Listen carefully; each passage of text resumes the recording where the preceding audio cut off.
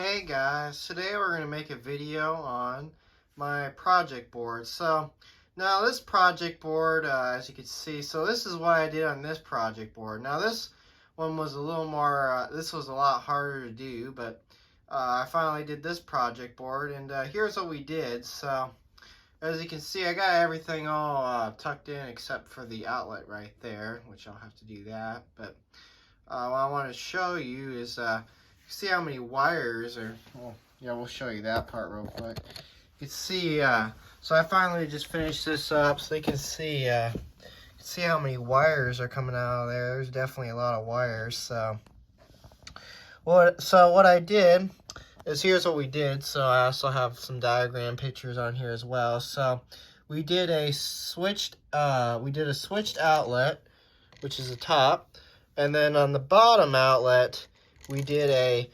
GFCI protected. So this bottom outlet is GFCI protected, and then this outlet is switch controlled. So, and then of course, and then we have a regular single pole switch here, which controls the Fields Electric halogen bulb.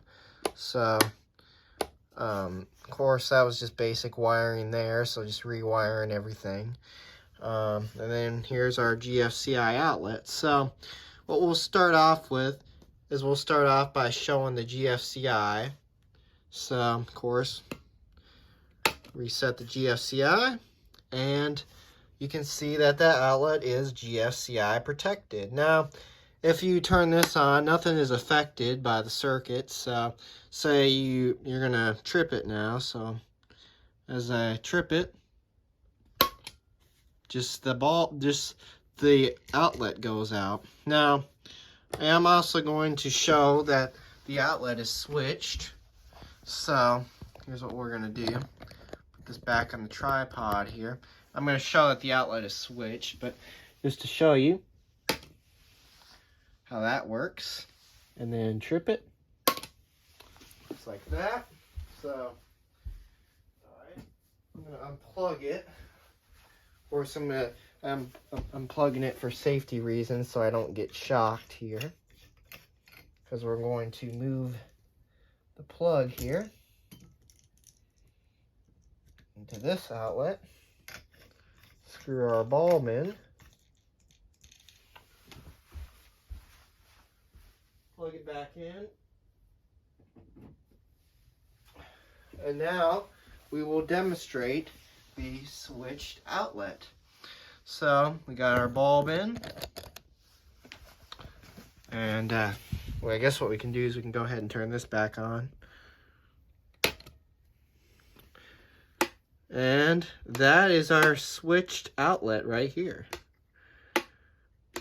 And then of course, turn that on, we'll trip the GFCI, and as you can see, that is not affected. So the way I did the wiring on this, as you can see, is there's definitely a lot of work going. There's definitely a lot of electrical wires going everywhere. See, they're all going all over the place. So here's what I did. I ran that wire in there like that, and curls around in there. Of course, there's GFCI.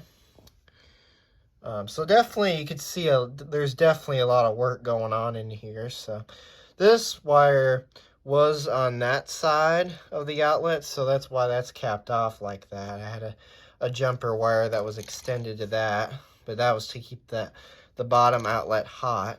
But since my boss wanted me to do it the GFCI way, of course, eliminated that wire and ran the load wire from this bottom outlet, goes all the way into here. Black caps right in there, and that caps right in there. Now, of course, this wire right here, if you touch it, it is hot, because I can actually demonstrate that it is hot. Now, this wire right here is not. This wire right here is not hot. But when you turn on the GFCI, so we'll do that. Turn the GFCI on. It is hot. Indicates that the outlet is GFCI protected. So I'd say this project board turned out pretty nice.